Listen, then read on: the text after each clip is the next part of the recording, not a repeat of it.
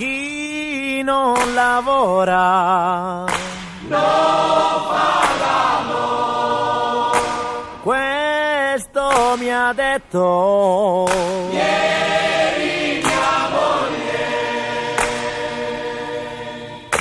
Chi non lavora non fa l'amore. Questo mi ha detto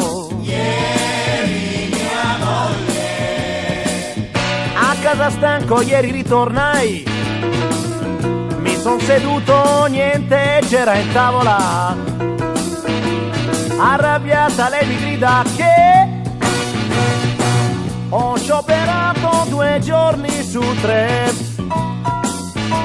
coi soldi che le do non ce la fa più ed ha deciso che lei fa lo sciopero contro di me. Chi non lavora non fa l'amore, questo mi ha detto ieri mia moglie. Allora andai a lavorare mentre erano tutti a scioperare.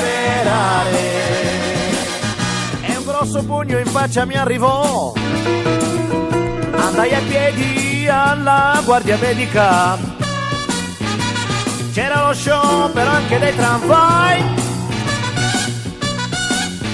arrivo lì ma il dottore non c'è, e in sciopero anche lui, che gioco è? Ma come finirà? C'è il caos nella città, non so più cosa far,